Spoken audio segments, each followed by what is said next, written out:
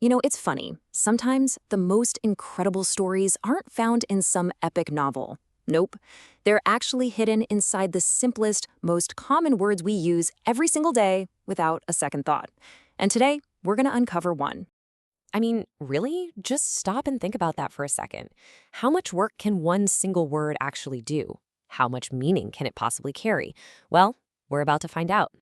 And for our little investigation today, we're looking at a word you have absolutely used probably 100 times, and that word is thread.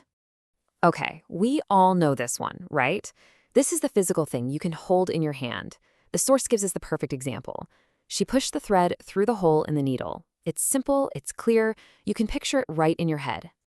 But, and you knew a but was coming, if you think that's the whole story, oh, we are just getting started. That's really just the tip of the iceberg. What's hiding under the surface is where things get really, really interesting. Because as it turns out, this one little word has a bunch of other lives, and it shows up in some very different, very modern places. I mean, just look at this range. You've got the one for sewing, of course, but also a computing process, an internet discussion on a forum, and even the spiral groove on a screw. Wow. We're going from textiles to technology to hardware, all with the same word. So how is that even possible? What is the single core idea that connects the sewing basket, a computer program, and a toolbox?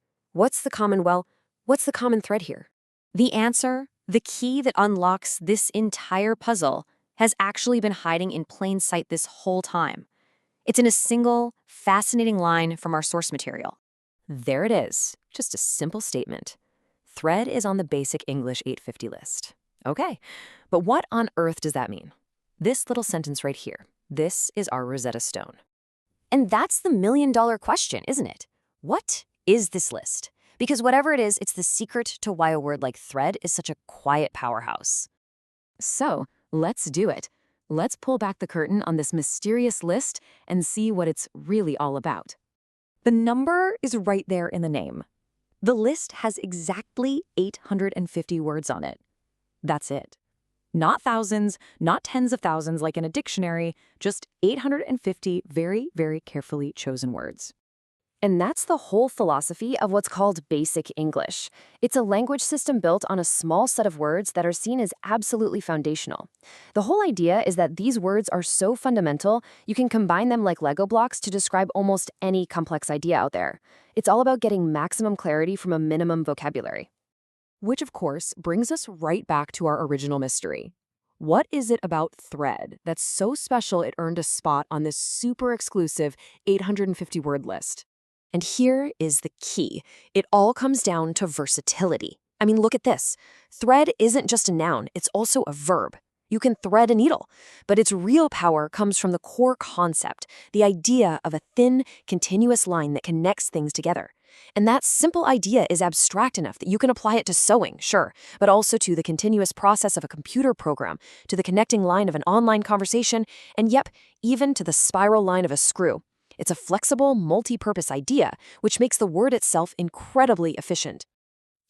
This whole thing leads to a really powerful lesson about language itself. It's not always about how many words you know, it's about how deeply you understand the power that's already packed inside the ones you use every day. And this just nails the whole point. Basic English isn't about dumbing down the language. It's about empowerment. It's about giving people a small but mighty toolkit of words just like thread, that can be used to build, connect, and explain really complex ideas. It really makes you think, doesn't it, about the words you use every day. How many jobs are they really doing? It leaves you with this final thought. What if the secret to clearer communication isn't about learning more words, but about truly understanding the immense power of the ones we already have?